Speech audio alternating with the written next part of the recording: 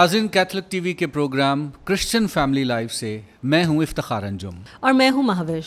नाज़रीन, दौरे हाजिर में जहां इंसान ने अपनी सोच और अक्ल से अपने लिए बेशुमार सहूलियात पैदा की हैं, वहाँ साथ ही साथ अपने लिए बेशुमार मसले मसाइल भी पैदा किए हैं, और उन मसलों में से एक बड़ा अहम मसला है औलाद की तरबियत।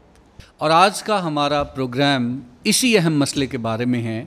आज के हमारे प्रोग्राम का इन्वान है दौरे हाजिर में औलाद की तरबियत और इनसे मुतल्लिक मसाइल। आज के हमारे इस प्रोग्राम के मेहमान हैं मिस्टर एंड मिसेस जैस्पर आशिक, जो कि आम तौर पर इस प्रोग्राम को होस्ट करते हैं और कैथलिक टीवी के डायरेक्टर हैं, लेकिन आज हमने इस प्रोग्राम में उनका रोल चेंज कर दिया है और आज उनकी राय जानेंगे कि इस मौजू के बारे में वो क्या ख्यालात रखते हैं और उनकी क्या राय है। Mister and missus Jasper, welcome to the show. Thank you.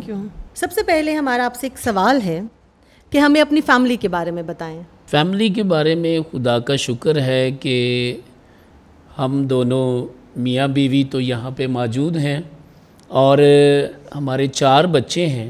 बड़ी बेटी जो है वो BSN कर रही है और उससे छोटी बेटी BS ज़ूलॉजी कर रही है, और जो लास्ट वाले हैं वो एक बेटी और बेटा हमारे ट्विन्स हैं, और वो दोनों अभी मैट्रिक की तैयारी कर रहे हैं और अभी मैट्रिक के पेपर देंगे अगर गवर्नमेंट ने ले लिए तो। हाँ जी, ये भी काफ़ी मसले मसाइल हैं कि अभी बच्चे बेचारे परेशान हैं। कभी आवाज़ आती है जी आप पेपरों की तैयारी करें, और कभी कहीं से सपोर्ट मिलती है जी कि पेपरों के बगैर ही जो है वो पास कर लिया जाएगा। तो पेरेंट्स और माँ बाप दोनों जो है वो परेशान हैं इस हवाले से। जी मिसेस जैस्पर, आप हमें ये बताइए, आज का जो बच्चा है वो टेक्नोलॉजी के हवाले से तो बहुत आगे है, लेकिन इखलाकी तौर पर शायद वो बहुत पीछे है। इसके बारे में आपकी क्या राय है? सबसे पहले तो सर इफ्तिखार और मिसेस इफ्तिखार अंजम, मैं आपका बहुत शुक्रिया अदा करती हूँ। तो अमूमन हम उस सीट पे बैठे होते थे, लेकिन आज मुझे बहुत एक मुद्दत के बाद ये एहसास हुआ है कि यहाँ पे बैठ के जवाब देना कितना आसान है और या मुश्किल है। तो मैं कोशिश करूँगी आपके सवालों के जवाब देने का। तो आपने सवाल किया कि आजकल के जो बच्चे हैं टेक्नोलॉजी में तो बहुत ज़्यादा आगे हैं, लेकिन इखलाकी इक़दार जो हैं उनमें बहुत पीछे हैं। तो ये बात बिल्कुल दुरुस्त भी है, क्योंकि मेरी बड़ी बेटी जो है वो 21st ईयर ओल्ड है, तो BSN कर रही है। तो कभी कभी हम जब बात करते हैं उनसे तो मुझे एहसास कभी होता है इस बात का कि जो बातें हम उनसे छुपा रहे होते हैं तो वो तो अपनी किताबों में ये सारा कुछ पढ़ रहे हैं और स्टडी कर रहे हैं। तो एक दिन मैं अपनी किसी डिसीज़ के बारे में उससे डिस्कस कर रही थी, तो उसने मुझे फ़ौरन से लैपटॉप खोला और वो पिक जो है वो निकाल के दिखाई। तो मैंने कहा एग्जैक्ट बेटा यही बात है कि ये मुझे प्रॉब्लम है। तो मुझे इतनी खुशी हुई कि जो मैं अपना मर्ज़ या दुख इससे सालों तक छुपाती रही हूँ, पता नहीं कब से वो इस बारे में सोच रही थी कि मैं अपनी मामा से जाके, क्योंकि हॉस्टल में वो रहती है, तो वो सोच रही थी कि मैं अपनी मामा से जाके इस बारे में बात करूँगी या उनको एडवाइस करूँगी। तो मैं कहती हूँ कभी कभी अपनी बेटियों के साथ, अपने बच्चों के साथ, बेटों के साथ भी खुल के बात कर दें।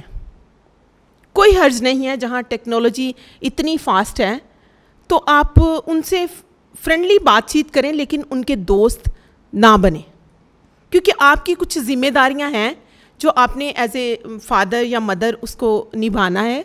तो आपने एक डिस्टेंस भी रखना है ताकि आपकी इज़्ज़त जो है वो भी बरकरार रहे। और टीचर जो होता है वो मतलब फ़र्क तरीके से बच्चे को गाइड करता है, लेकिन माँ बाप जो होते हैं बहुत तरह से फ़र्क अंदाज में, हम बातें करते करते बहुत सारी बात उनसे वैसे ही कर जाते हैं, लेकिन टीचर जो होता है वो टॉपिक से कभी भी नहीं हटता। इसीलिए हमारे बच्चे कभी कभी हमसे इरिटेशन भी फील करते हैं कि लो अब ये मामा ने कौन सी बात कर दी। हालांकि वो टेक्नोलॉजी में तो बहुत आगे हैं, लेकिन अगर इखलाकन उनको कोई बात बता दी जाए तो वो मतलब इस बात को एडजस्ट नहीं करते हैं कि मतलब देखो अब सारी बातें अब शुरू हो गई हैं मामा, मतलब यहाँ पे कैथलिक टीवी की वसातत से ये बात करती हूँ कि हम बहुत सारी बातों को अपनी फैमिलीज़ में दबा जाते हैं, हम ओपनली बात नहीं करते। हमारे बच्चे की बात हो तो हमें अपने बच्चों के बारे में भी जो हमसे बड़े हैं, हमसे सीनियर हैं कपल्स, उनसे डिस्कस करना चाहिए कि हम अपने बच्चों को किस तरह से गाइड करें, क्योंकि जहाँ टेक्नोलॉजी इतनी फास्ट है पेरेंट्स को भी उतना फास्ट होना पड़ेगा। मेरा पॉइंट ऑफ व्यू, और जो कि मैं अक्सर अपने हस्बैंड से ये बात शेयर करती हूँ, चूँकि हमारे बच्चे अभी छोटे हैं मगर वो एक ग्रोइंग एज में हैं, तो मैं हमेशा इस बात की नीड फील करती हूँ कि टेक्नोलॉजी में से एक मीडियम, हमें नहीं पता कि बाहर बच्चे किस तरह से टेक्नोलॉजी का यूज़ कर रहे हैं, और अगर किसी गलत मीडियम के थ्रू उन्हें एक सही चीज़ भी गलत एंगल से पता चल रही है, इससे बेहतर यही है कि माँ बाप को एक रिस्पॉन्सिबिलिटी समझ के, मुझे आपकी बात बहुत अच्छी लगी कि हमें ओपनली बच्चों से डिस्कशंस करनी चाहिए, ठीक है, क्योंकि माँ बाप को ये तरीका पता होता है कि उन्होंने इखलाकियात के नुक्ता नज़र से कोई ऐसी चीज़ें जो कि शायद ओपनली उनको गलत तरीके से पता चल सकती हैं, वो हम माँ बाप की जिम्मेदारी है कि वो बच्चों को सही तरीके से उनको क्लैरिटी दें कि इखलाकियात के तौर के दायरे में रहते हुए आप उन्हीं बातों के मतलब को किस तरह से जो है ना वो अंडरस्टैंड करते हैं। तो वो शायद इतनी उनके लिए नेगेटिविटी या इतना नेगेटिव इम्पैक्ट नहीं होता जब वो वही चीज़ें माँ बाप के थ्रू या अगर ओपनली डिस्कशन माँ बाप के थ्रू हो रही होती है, क्योंकि बिल्कुल माँ बाप ने भी तो वो दौर देखा होता है, उसमें से गुजरे होते हैं। ट्रू। तो थैंक यू सो मच, बहुत अच्छा आपका मुझे ये नुक्ता नज़र लगा। तो आपसे अब ये हमारा नेक्स्ट क्वेश्चन है कि आपकी नज़र में मीडिया बच्चों की तरबियत में मददगार साबित होता है या एक रुकावट? बहुत खूबसूरत सवाल है, और आज का, बल्कि आज के दौर का ये बहुत बड़ा सवाल है, क्योंकि आज के दौर को अगर मीडिया का दौर कहा जाए तो बेजा ना होगा। बिल्कुल ऐसे। बात यह है कि मीडिया आज पॉजिटिव रोल भी अदा कर रहा है और नेगेटिव रोल भी अदा कर रहा है, क्योंकि अगर हम अपने बच्चों को मीडिया से दूर रखते हैं तो जो बात आपने पहले की है कंपटीशन की, तो फिर हमारे बच्चे दूसरों से बहुत पीछे रह जाएंगे, क्योंकि आज हर चीज़ मीडिया के ऊपर है। यहाँ तक कि अब तो बच्चों की जो एजुकेशन है वो भी सारी मीडिया के ऊपर आ गई। बिल्कुल ऐसे ही है। वो ऑनलाइन क्लासेस हैं, ऑनलाइन ही उनके सारे लेसन हैं, तो अगर उनको मीडिया का पता नहीं होगा, इसके यूज़ का नहीं पता होगा, तो वो बिल्कुल भी अपनी ज़िंदगी में कामयाब नहीं हो सकते। यानी अगर हम ये भी समझें कि मीडिया बुरा है, लेकिन इसके बावजूद भी हम अपने बच्चों को इससे दूर रख नहीं सकते। मैं मीडिया के गलत इस्तेमाल की भी बात करूंगा, लेकिन अभी मैं बात कर रहा हूं कि मीडिया जो है ना आज की ज़रूरत है, ठीक है, क्योंकि बच्चों की सारी जो स्टडी है वो मीडिया के ऊपर है, उनके लेसन मीडिया के ऊपर हैं, और आज अगर आप वक्त को बचाना चाहते हैं तो मीडिया का इस्तेमाल आपको करना पड़ेगा। पहले देखें, लोगों को मैसेज देने होते थे तो 2-2 दिन लग जाते थे किसी को भेजने में, ठीक है, फिर जाकर वो मैसेज हमारा डिलीवर होता था। अगर हम ख़त भी भेजते थे तो उसको भी 3-4 दिन लग जाते थे, और आगे से फिर वो जब लेटर भेजते थे तो काफ़ी टाइम लगता था। और आज मीडिया ने इंसान की ज़िंदगी को आसान बना दिया है, और जैसे कि आपने बात की थी कि अगर इंसान ने अपनी सहूलियात पैदा करनी हैं तो साथ साथ उसने अपने लिए मुश्किलात भी पैदा कर रही हैं।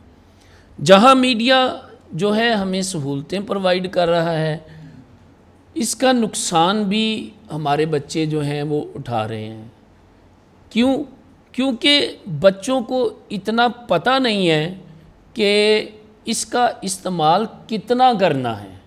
उनको अपनी जो सोच है, अकल है, या मतलब उनका जो क्या लें टेम्पो है, वो इतना मतलब इसको देखते हैं कि अगर लेसन की हद तक देखें तो फिर तो ठीक है, अगर क्लास की हद तक देखें फिर तो ठीक है, लेकिन जो दूसरी वो चीज़ें देखते हैं, मतलब इस पे गेम खेलते हैं या इसको मिसयूज़ करते हैं, बहुत सारा वक्त ज़ाया हो जाता है, तो फिर वक्त ज़ाया हो जाता है। इसलिए मीडिया बजाते खुद तो बुरा नहीं है, लेकिन इसका इस्तेमाल तो इंसान ने खुद ही करना है कि अगर इसको अच्छी चीज़ समझ के कर लेगा तो फ़ायदा हो जाएगा, अगर इसका गलत यूज़ करेगा तो ये नुकसान देगा। यानी आपकी गुफ्तगू का जो हम अगर क्रक्स समझें तो वो ये है कि शायद हम मीडिया को बुरा नहीं कह सकते,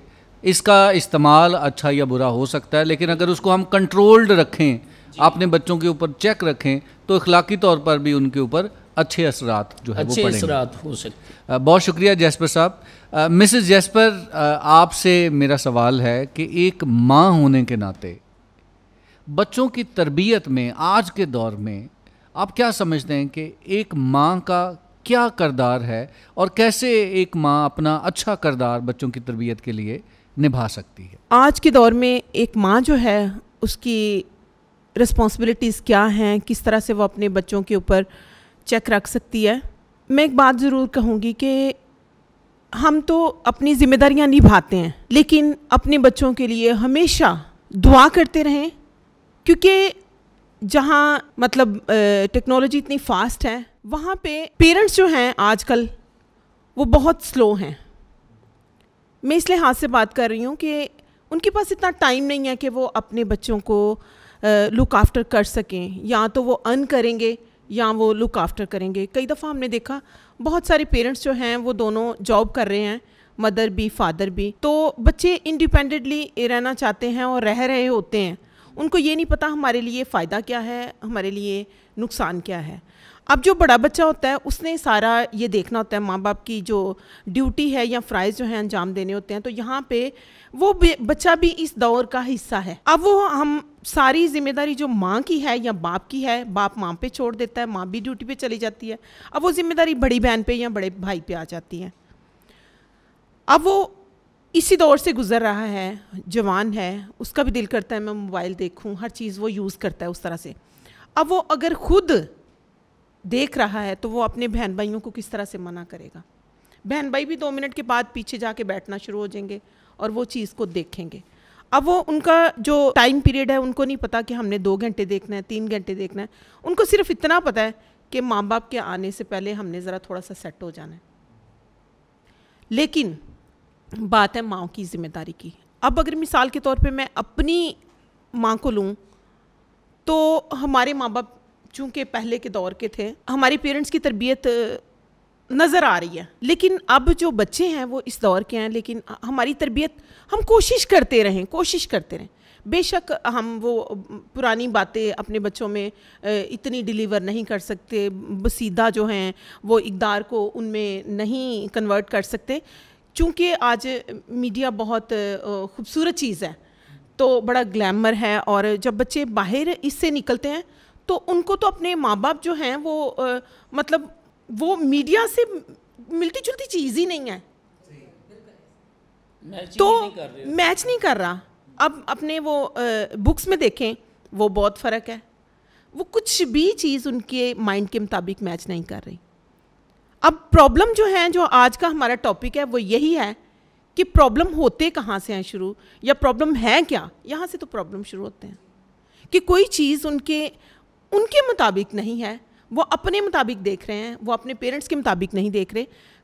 जब मैं अपने बच्चे को कुछ समझा रही होती हूँ तो मैं भी बड़ी मतलब तेज़ मिजाज हूँ, मैं कहती हूँ बस जल्दी जल्दी हो जाए और जल्दी जल्दी ये मतलब, लेकिन मैं अपने भी उस दौर को देख रही होती हूँ कि जहाँ हम थे, और मतलब हमारे पे भी ये टाइम आया टीन एज और ये तो, लेकिन बहुत कम टाइम होता है कि जब आपका टीन एज शुरू होता है तो आप थोड़ा सा मेरे अब्बू हमेशा कहते थे इस बात को कि जब बच्चा मैट्रिक करता है तो बच्चा घूम जाता है।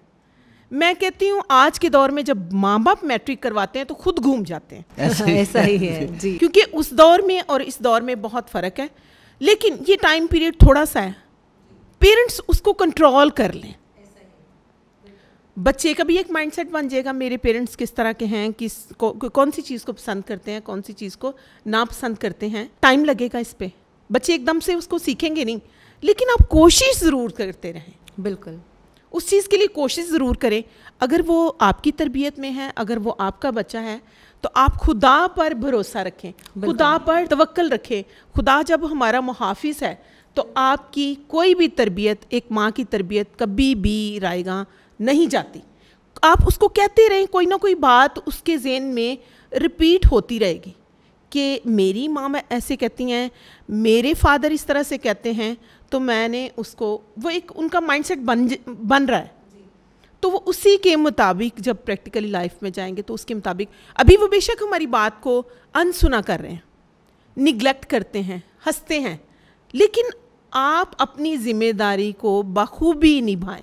बिल्कुल, कभी डरे ना। मतलब मैं अभी प्रोग्राम से पहले बात कर रही थी कि जब मैं अपने बच्चों की तरबियत करती हूँ तो मैं अपनी अम्मी को, बेशक उनकी डेथ हो गई हुई है, लेकिन मैं उनसे मदद ज़रूर मांगती हूँ। मुझे मेरे सामने मेरी अम्मी का फेस होता है कि जिस तरह उन्होंने भी तो हमारी तरबियत की, हम बेबस क्यों हों बच्चों के सामने? वो बच्चे हैं हमारे, और अगर हम माँ बाप हैं तो कुछ तो खुदा ने ब्लेसिंग रखी है माँ बाप में।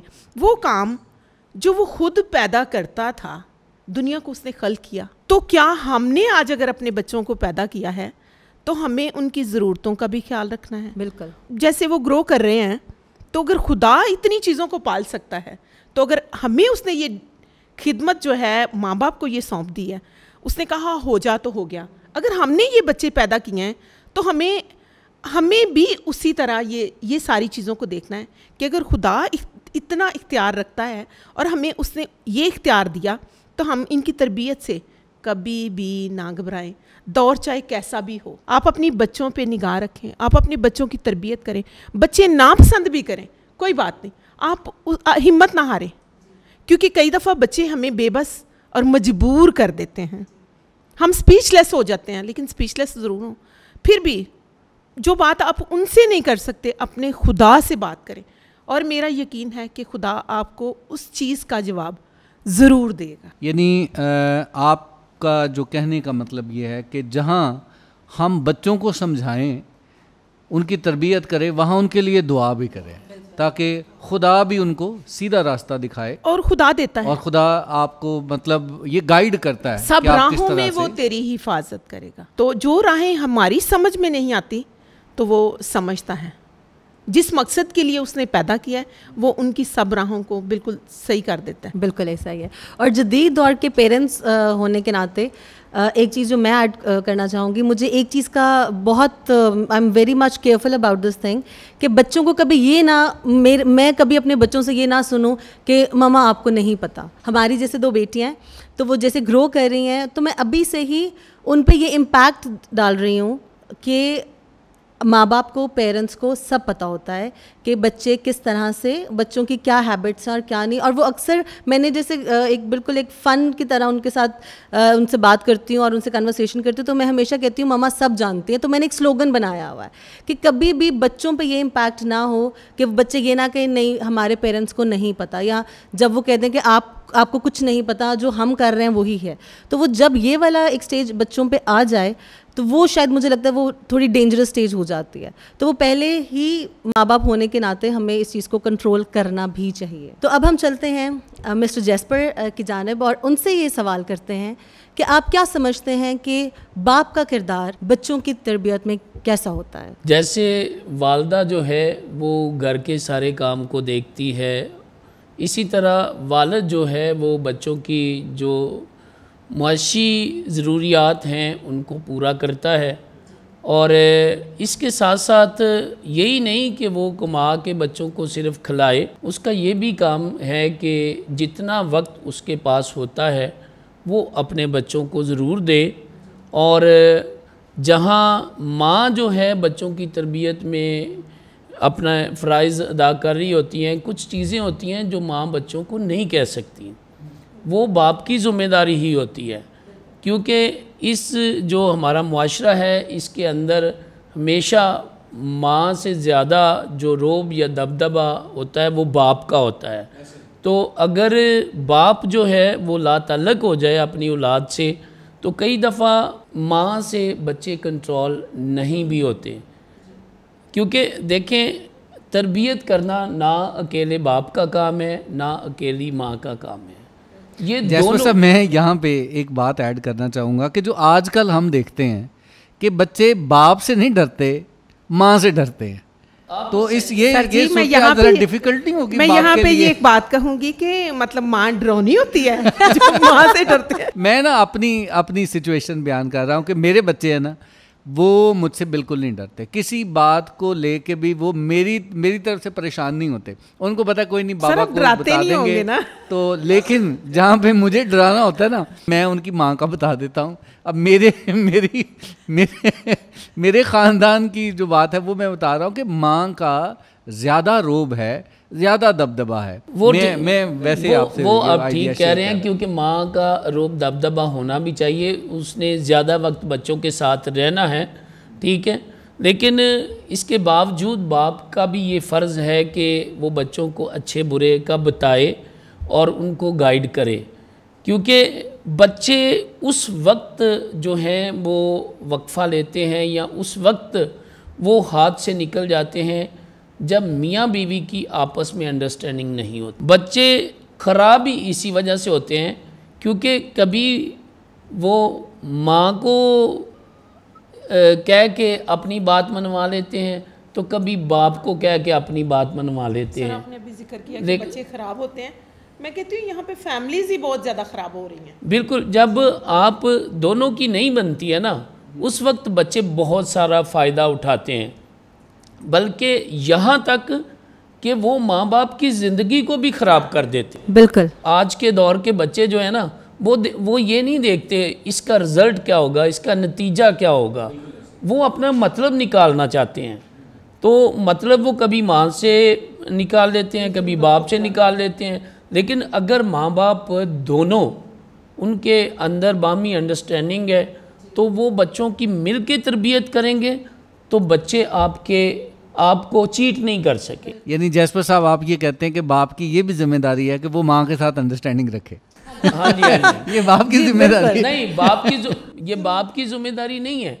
बाप की ये जिम्मेदारी है कि वो अपनी बीवी के साथ अंडरस्टैंडिंग रखे, ठीक है। बाप की ये जिम्मेदारी है कि वो अपनी बीवी के साथ अंडरस्टैंडिंग रखे, फिर आप अच्छी तरबियत कर। सर, अंडरस्टैंडिंग की बात आपने की, मिसाल के तौर पे आपका बच्चा है, अभी बीमार हो जाए, आपकी नाराज़गी है, आगे समझ ले सर जी खुद। बिल्कुल ऐसे ही आप अंडरस्टैंडिंग रखनी पड़ेगी आपको कि नहीं रखनी पड़ेगी? रखनी पड़ेगी, तो बिल्कुल ऐसे। अगर आप अपनी ज़िंदगी के लिए या बच्चों की ज़िंदगी के लिए अंडरस्टैंडिंग को बरकरार रख लें, वो ज़्यादा अच्छा है। या इसको इस और एंगल से भी हम देख सकते हैं कि कभी अगर मैं आपसे इखलाकी तौर पे बात ना करूं या किसी बुरी लैंग्वेज में बात करूं, तो बच्चों भी कल को उसी लैंग्वेज में ही शायद बात करें, या वाइस वर्सा हो सकता है कि अगर हस्बैंड बीवी से अगर सही तरह बात नहीं कर रहा है या बहुत मींस के गुस्से में या हमेशा एंगर में है, तो वो डेफिनेटली बच्चों पे वो इम्पैक्ट जाता है।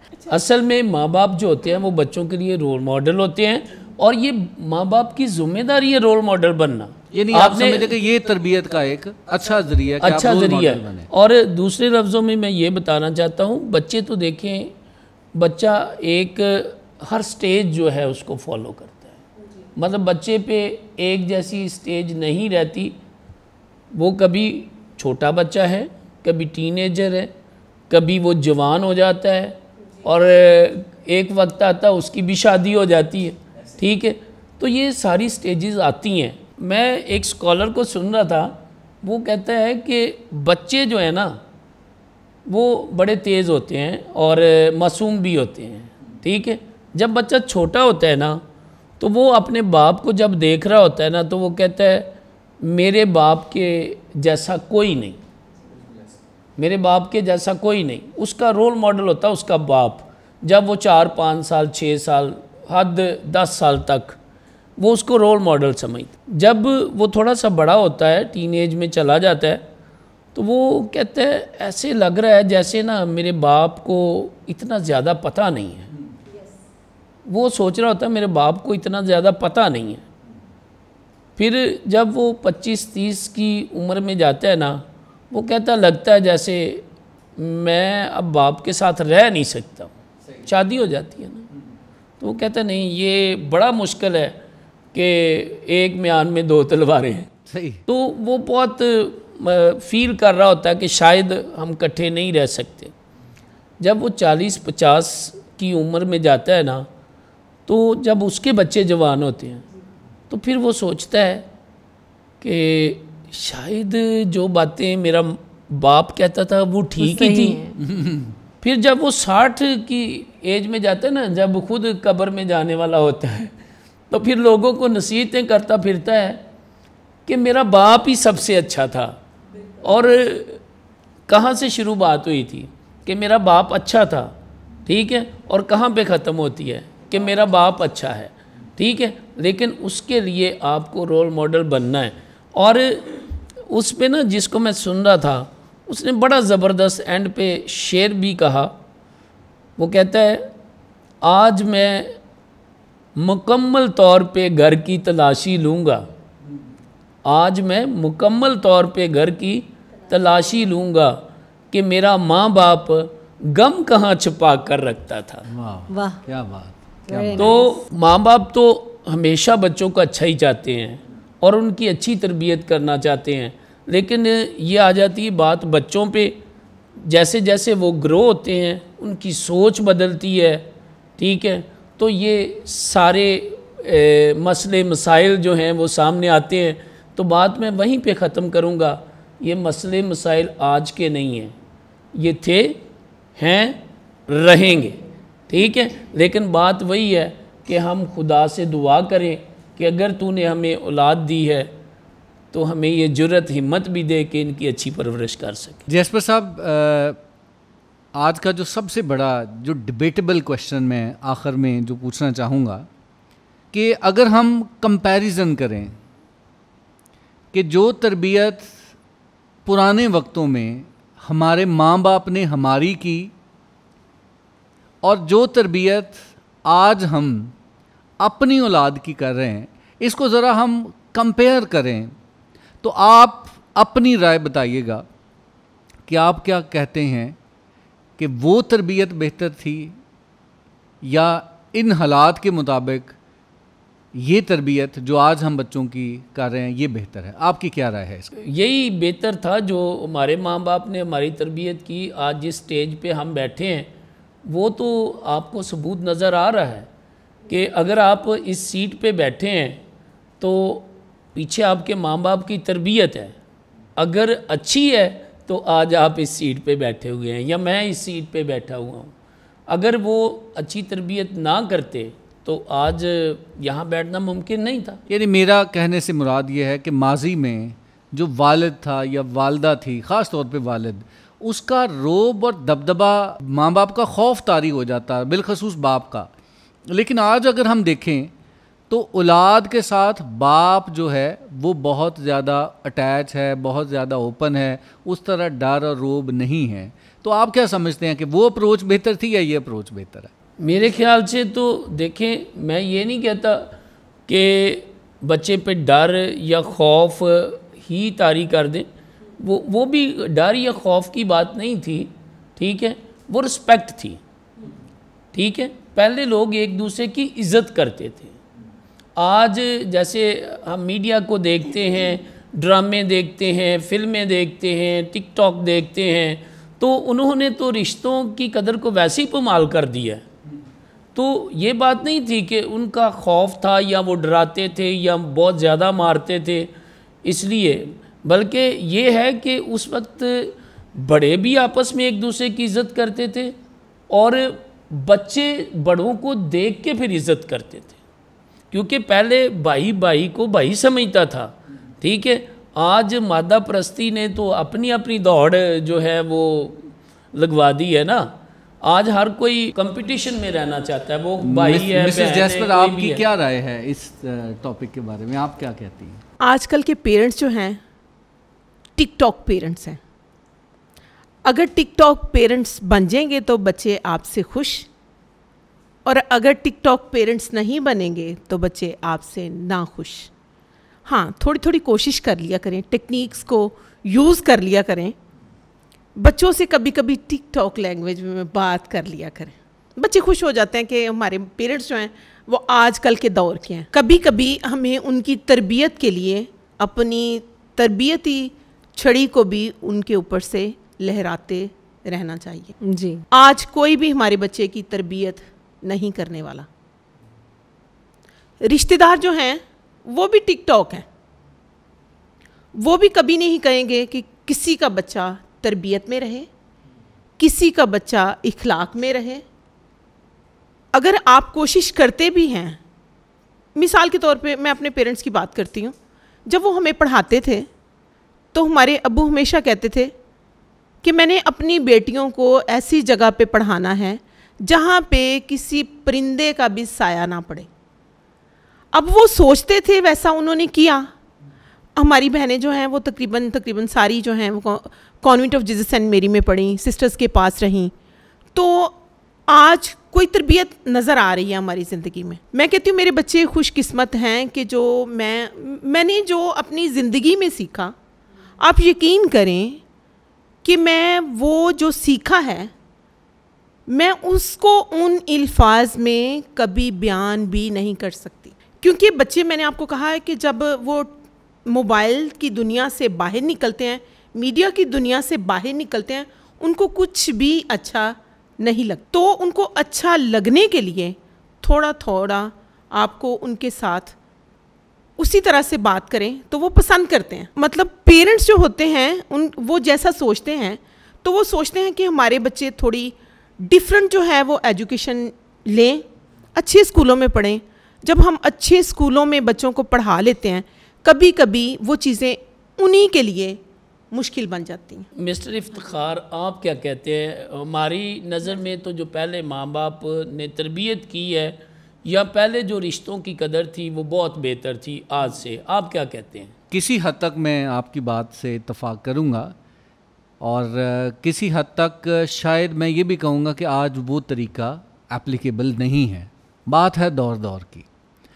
आज के जो अगर हम सर्कमस्टेंसेस को देखें तो आज के दौर में बाप का या माँ का रोल जो है वो अगर वो पुराने वाला होगा तो आज बच्चे की जो शख्सियत है वो दब के रह जाएगी। माजी की अगर हम बात करें ना, हम अपनी अगर बात करें, हमारे माँ बाप ने जिस तरह से हमारी तरबियत की शायद वो उस वक्त की ज़रूरत थी, और जिस तरह आज हम अपने माँ बाप से सीख के अपने बच्चों की तरबियत कर रहे हैं, मेरा ख्याल है कि वो आज के वक्त की ज़रूरत है। तो मेरा नुक्ता नज़र ये है कि वो अपने वक्त में ठीक थे और हम अपने वक्त में ठीक। बिल्कुल आप सही कह रहे हैं, लेकिन कभी मैं नहीं समझता, मैं अपनी ज़िंदगी में ऐसा कुछ नहीं देखा कि मैंने कुछ करने की कोशिश की हो, मैंने आगे बढ़ने की कोशिश की हो तो उन्होंने कहीं रोका हो, कहीं रुकावट बने हो। तो मेरे ख्याल से तो जो पहले माँ बाप थे वो आप पे ज़्यादा इतमाद करते थे आज की निस्बत। क्योंकि मैं अपनी मिसाल देता हूँ कि मैं तकरीबन 6वीं 7वीं में लाहौर से सियालकोट पढ़ने जाया करता था और मैं अकेला लाहौर से सियालकोट जाता था 6वीं या 7वीं में। तो आज मेरा बेटा अगर मैट्रिक में भी है ना, तो मैं ये भरोसा नहीं कर सकता, इतमाद नहीं कर सकता कि मैं उसको अकेले कहीं भेज दूँ।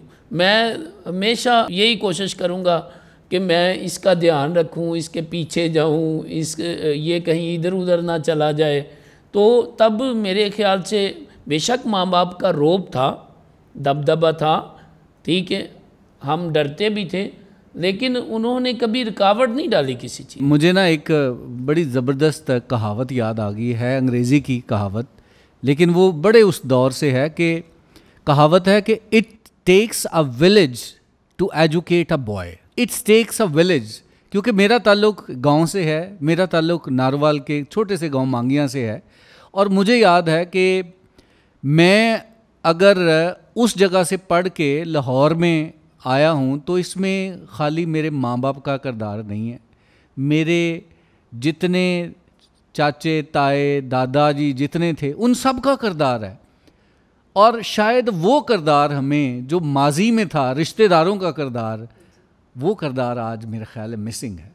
क्योंकि वहाँ पे अगर माँ बाप आपके ऊपर जिम्मेदारी डालते थे ना तो आपको हर तरफ से सपोर्ट होती थी, आपको पूरे गांव की सपोर्ट होती थी। अगर मैं अपनी गांव की एग्जांपल दूं तो मैं आज भी जाता हूं ना तो मैं उन बुज़ुर्गों से मिलता हूं तो मैं आज भी उनका शुक्रिया अदा करता हूं, और आज भी वो ये फील करते हैं कि नहीं हमारी ज़िम्मेदारी थी जो आज हमने किया है। लेकिन आज हमें जो चैलेंज है वो ये है कि हम ट्रस्ट तो करते हैं लेकिन हालात ऐसे हैं कि आप इंडिपेंडेंट छोड़ नहीं सकते। और वो लगता, बच्चों को ऐसा लगता है कि शायद हम ट्रस्ट नहीं कर रहे, वो ट्रस्ट डेफिसिट नहीं है, वो हालात चेंज हो गए, हालात चेंज हो गए। बहुत शुक्रिया, बहुत ज़बरदस्त आपसे गुफ्तगू रही और बहुत कुछ आपकी ज़िंदगी से सीखने का भी हमें मौका मिला। तो नाज़रीन, आज का जो प्रोग्राम था हमारा, जिसमें हमने बच्चों की तरबियत के हवाले से आज के दौर में जो चैलेंजेस हैं उनके बारे में जाना और इन चैलेंजेस को कैसे कोप अप करना है, कैसे इन हालात में अपने बच्चों की तरबियत करनी है, उसके बारे में भी हमें मुफीद मशवरे मिले और ज़ाती तजर्बात भी जो है वो हमसे शेयर किए। आप सबसे गुजारिश है कि आप इन चैलेंजेस को कोप अप करें, अपने बच्चों की तरबियत जहां उनको समझाते हैं वहां उनके लिए दुआ भी करें और उनके साथ भी रहें और उनके ऊपर अपनी जो छड़ी है उसको भी हमेशा लहराते रहें, ताकि बच्चों को डर भी रहे और बच्चे जो है वो आपसे दूर भी ना हों। बहुत शुक्रिया। उम्मीद है कि आज का प्रोग्राम आप सब के लिए बहुत मुफीद साबित होगा।